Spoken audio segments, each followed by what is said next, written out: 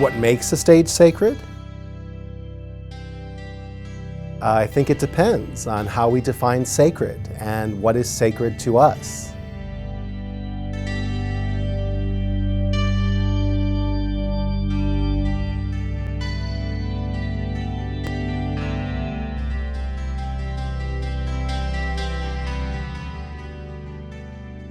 My name is Phil Blackwell. I'm the senior minister at the First United Methodist Church here at the Chicago Temple. Early, I think in 2003, I began to get all these phone calls from someone named Malik, who was a complete unknown to me. We were reaching out to area churches and synagogues to sell tickets to a play that I wrote called Precious Stones that we were producing at the Chicago Cultural Center.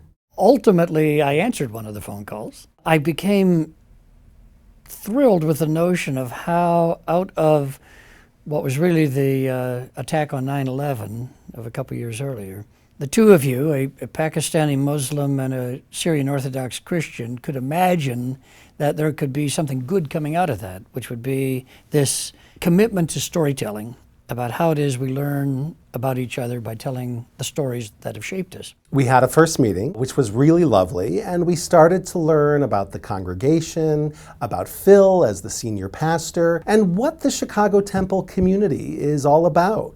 I'd say we felt an immediate kinship. And so as you were talking to me about what you wanted to do, I began to think of how it is that this church, because of our location and because of the availability of space and time, which is what we have to offer a lot of people in the city. What I remember is that after about an hour and a half, I offered you the basement for rehearsals. We had what I would consider a typical church basement. We were at a point where we definitely needed to do some renovations for structural reasons, but also for aesthetic reasons. And you just say that God works in mysterious ways sometimes. We needed to renovate the church basement. Silk Road Rising needed a space.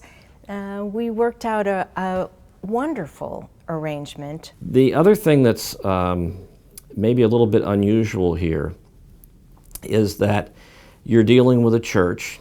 You're dealing with a church that owns a property and has a set of principles and rules that govern the church. And at the same time, it's in tension with a very central aspect of any theater company, which is maintaining artistic freedom. The agreement's very clear that at no time, in no way, is the church dictating or controlling what the theater group is putting on. That's for the theater group to decide. Nobody knew when we put up the Chicago Temple building in the 1920s that we would be in the middle of the theater district and would be a part of it. Yeah. But what a wonderful thing. What a wonderful thing.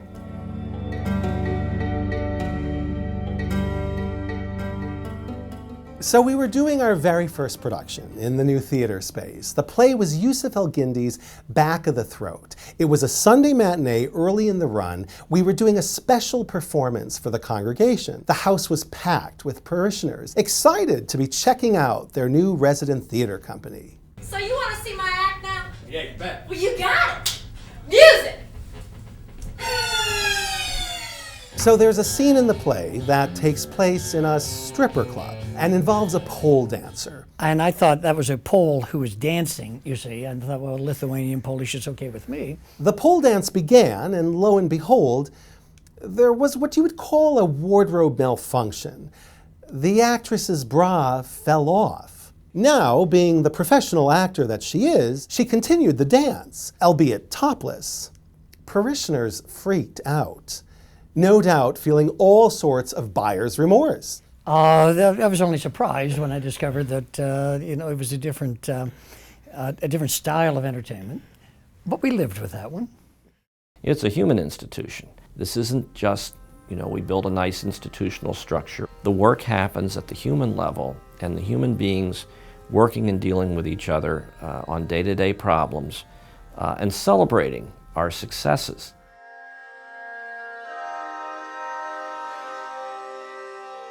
This congregation is the oldest church in the city in terms of being founded in 1831, which actually makes it older than the city itself, which was started in 1837.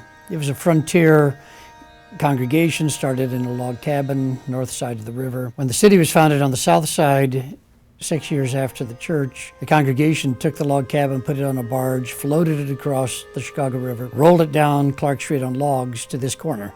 So there's been a Methodist congregation at Clark and Washington since the 1830s. Methodists traditionally don't have temples, but the minister at the time, as they were moving toward designing what turned out to be the tallest church steeple in the world, and at the time of its conclusion in 1924, the tallest building in Chicago, the minister, John Thompson, said, when people come to Chicago seeking gold, they'll find God, and this will be the city's temple. So the name stuck to the building, and our identity is somewhat bifurcated. We're the First United Methodist Church, the name of the congregation, at the Chicago Temple. The Chicago Temple and the United Methodist Church as a whole has a slogan that says, open hearts, open minds, open doors. Well, one of the dynamics of being a church at the heart of the city is that you can have a pretty wide range of things going on because we're on the public plaza. It's like a cathedral. We open our doors to a lot of community groups. One of the remarkable areas of responsibility with my job as church administrator is to schedule over 100 events a week sometimes. So we're a gathering place. So we're a sanctuary for sure in the city as a worship place, but also a sanctuary for everyone in the city, anyone who's passing by. The doors are open, people can come in. This church grows out of a tradition of what's referred to as the social gospel. We feel a responsibility to the community around us, and we feel a responsibility to advance and model the things that really carry out, the mission that is part of our religious life. So rather than simply turn inward and look to spiritual things, we're trying to look outward. We're trying to make a difference in our community. The church's programs regarding the homeless ministry and the tutoring project work hand in hand with our attitude, our thoughts and beliefs concerning social justice, economic justice. I wear a cross around my neck, and at various times in my life I have worn this cross, and at other times, honestly, often long stretches of time, I have not. That is because the meaning of the cross shifted for me. It went from being something very beautiful and empowering to something very hateful and mean-spirited and painful. Now, a few years ago, I put this cross back on because once again, the meaning of the cross shifted. It changed. It now was a symbol of love and of hope. So that act of reclaiming the cross, of returning to the cross, was due in no small part to our Methodist hosts. They helped restore my faith in Christian community and in a Christian left. Malik and I set out to create a theater company that would tell the stories of Asian Americans and Middle Eastern Americans. We wanted to tell universal stories through a specific lens. And so we took the historic Silk Road and we used it as both a geographic guide and a metaphor for polyculturalism. Silk Road Rising exists because an organization like us has not existed before. Asians and Middle Eastern Americans have been in this country for generations, and yet there really was not a platform where we could see ourselves. When I first heard that, Silk Road Theater at the time had come in, it's like, of course, is very interested in working there and also seeing it succeed because the city needs that. This is a tremendous theater city, and that we hadn't been able to really get that going. I felt a huge stake in that. I remember thinking specifically, these are the right guys at the right time for this theater. I think this is it. We've heard a lot of people talk about how not many people go to the arts. Well, why don't they? Maybe they don't go because they don't see themselves reflected. I've been involved with Silk Road since I moved here in 2006, and frankly, all the theaters that I auditioned at, after every audition, they would always say, "Have you heard of Silk Road Theater?" And I had never heard of Silk Road Theater at the time. It's one of the few theaters, if not the only theater in Chicago that's taking Asian and Middle Eastern authors, actors, etc., and putting them on the forefront. Asian Americans and Middle Eastern Americans need to be telling our own stories. We need to be representing ourselves, but we also need to be speaking to the broader community. This is not some cultural ghetto. Our theater is for everyone. When the fifth generation German American sees herself in the story of a Japanese immigrant, that's when we are succeeding. I think that my perception came to reality when I finally went to a play. When I watched the people go to the play, come out of the play, and discuss at intermissions of the play what it meant to them.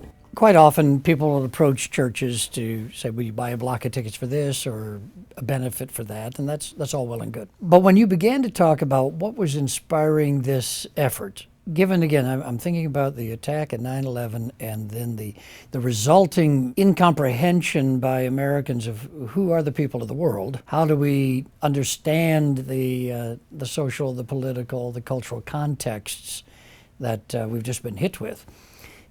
And as the two of you were talking about it, I thought this is an inspired way of trying to address a much deeper issue. I think that in hosting an arts group where you are hearing stories that are challenging to you, stories that make you reflect on the world, stories that make you expand your mind, stories that make you question your beliefs, those all lead to strengthening your character and strengthening your faith. And that's why I've talked about you and Malik as being second responders to 9/11. We know the story of the first responders, and now what? What do you do next? Your theater is right there at that intersection where we have to hear these stories, otherwise we're going to tear each other apart.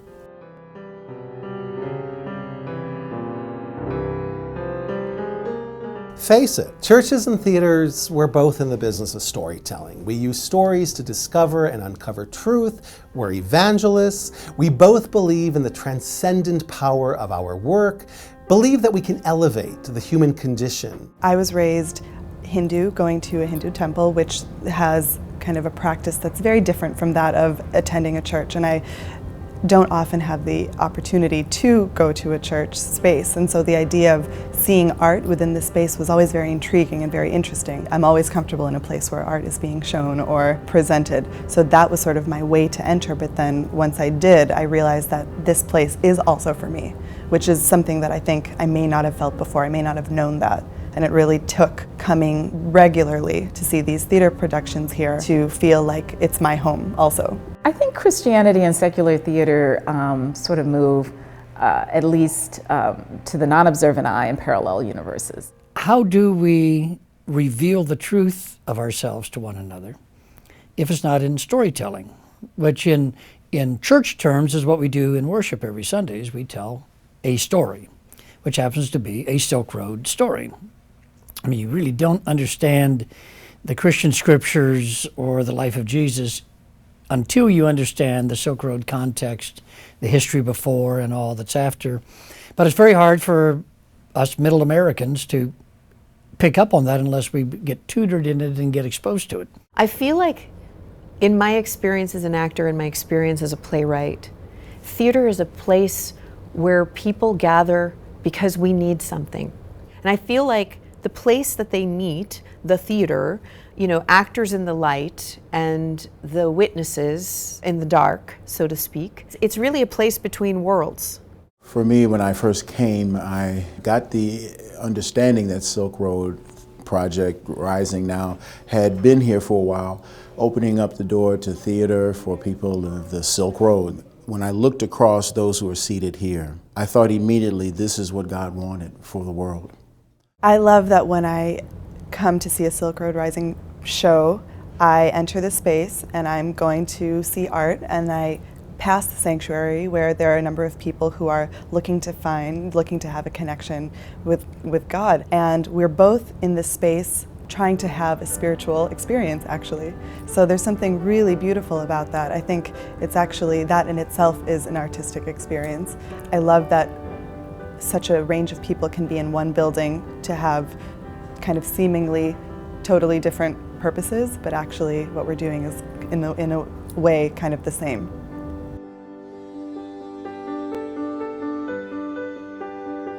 If there is a thematic thread or a narrative arc that binds Silk Road Rising to the Chicago Temple, it's the desire for justice. This cross symbolized what was a KKK Klansman cross burning in Tougaloo, at the Tougaloo College in Jackson, Mississippi, in 1963, where Reverend Ed King was attempting to integrate white churches. During that time of the struggle and the fight to do this integration, the Ku Klux Klan decided to burn a cross on the front of his lawn. But rather than to be intimidated by it, Reverend Ed King, he affixed to it this figure of a very mutilated and distressed Jesus figure who was African American. And then he took it and used it and brought it around to segregation rallies to put forth what it is that was important, and that was a cross that meant intimidation and fear. It became a symbol of life and an understanding that those who died and were mutilated like that died not in vain. The Methodist Church has a great history of social justice. And I think that's how Silk Road Rising fits in with the church and with the community. Social justice in the sense of living out what we have been taught about kindness, about selflessness, about doing unto others as you would have them do unto you. I think one of the reasons that the Chicago Temple thought it important to provide a space, a home for Silk Road Rising, was to try to dispel some of this fear of our neighbors. You know, we're living at a time when there is great distrust between Christians and Muslims. And we are an example of how a Christian church is hosting an institution, although we're not a Muslim institution, but the fact that I'm Muslim and that we tell Muslim stories in our theater, I think sets a great example for what interfaith dialogue can look like. And the value of coming together, helping each other overcome distrust by hearing each other's stories and giving voice to the expressions of our cultures and our aspirations. It's true bridge building. So social justice tears down the barriers of our normal construct and says, let's just start with the premise that we're all people and we all deserve the basic rights. Malik and I have made several commitments. One of those commitments is to combat anti-Arab and anti-Muslim racism. We want Islamophobia and Arab bashing to end. The connection with Silk Road, this was really an emphatic kind of statement that we're for cooperation, we're for mutual understanding, we're for connecting with people who are being treated badly in our society. If we as Christians fail to step up in these situations that cry out for some community participation, then in a sense we are withholding the divinity from being involved in these issues. In a sense, we bring humanity of our faith into those situations. This church has always been about inclusion of all people, of various backgrounds, is open to people of all ages, nations, races, sexual orientation. You can't just hate an entire group of people and call yourself Christian. The First United Methodist Church at the Chicago Temple has a statement of inclusion that begins with the line, "We welcome all people to the life of this congregation." A few sentences in, it reads, "Holding to that belief, we welcome and encourage all persons, including persons of all sexual orientations and gender identities, in every aspect of our Christian life together." As they say, Sunday mornings is the most segregated time in the history of this country. I remember the first time Malik and I were attending a service at the church, and I came across that statement in the church bulletin, and I couldn't take my eyes off of it. I read it, then reread it, then read it again and again. I'm nudging Malik, have you seen this? Reading those words had a profound impact on me. Here we were, sitting in a church that not only welcomes gay people, it welcomes us as gay people. That, to me, is authentic Christianity. It's a very realistic understanding of what matters of first importance and what doesn't. And in the United Methodist denomination, to be a reconciling congregation is to really be in a minority voice over against the denomination about trying to move forward on issues of inclusion. We're a gay male couple, we're not Methodists, we're not doing quote unquote Christian theater, and yet here we are. Another, I think, really beautiful example of the generosity of this church is it's not just hosting us as an institution, but it's really taking care of us as individuals as well. One of the most difficult periods in my life was losing my mom, my best friend. And I remember it was during Easter, and the church and the church congregation went out of their way to include her in the service. They got flowers in her honor. They listed her in the program book. It meant so much to me that a place where I don't pray as a Christian would recognize my pain and honor me and my mom.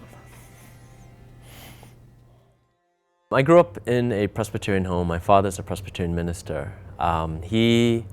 Frankly, ever since I can remember, from the moment I was able to, they were taking me to church. So basically, the whole church atmosphere was always a part of my life. When I'm on stage and I'm saying a monologue, it's always between me and God. And it's always these moments where the audience disappears. Not 100%, because I'd be lying if I said that. Yeah, I feel there's a huge spirituality both to me and to my work. As an actor, you're creating characters. And what I've always done is sought to find the truth in every moment of the character. And that moment by moment builds a life, a person, a character. And that truthfulness, again, it goes back to spirituality. If your spirit is been cramped or bent, the freer it is, you are able to find that truthfulness. Not far from Athens is this theater in a place called Epidaurus. It's the theater at Epidaurus, and it is actually the ruins of a 4th century BC theater. But it's within this extraordinary community of buildings and things which we were told was a healing sanctuary. This theater is next to what was a hospital. The two buildings had these rampways and things that were connected because it was believed that the plays were therapeutic for the people that were in the hospital, that were not well, and that it was part of their rehabilitation. This idea of theater and healing, ritual and experience, sacred and art came together for me.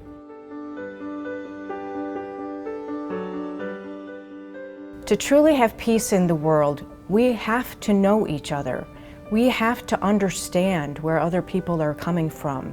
We have to know your stories as well as our own stories in order to make this world a better place. We cannot continue on the path that we've been going. We can't just talk to ourselves and just get the information that we already know or agree with.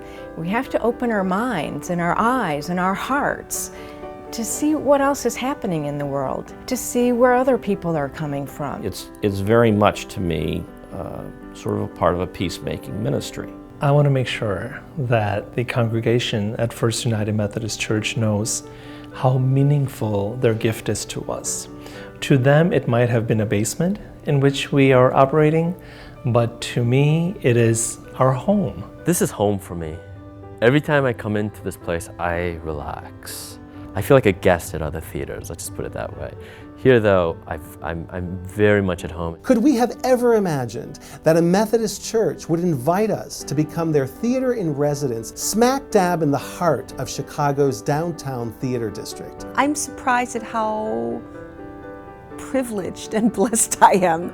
You know, I've always felt very lucky and blessed, and it's very interesting how in this household, you know, it really does come together tremendously for me. I'm awed by the opportunity we as a church, me as a church member and a staff member here, to have with this quality organization and its relationship to our church. I'm excited about what I offer to the relationship and the opportunity to be a part of Silk Road. I want to be a contributor. I want to be an enabler of more people seeing what you have to offer.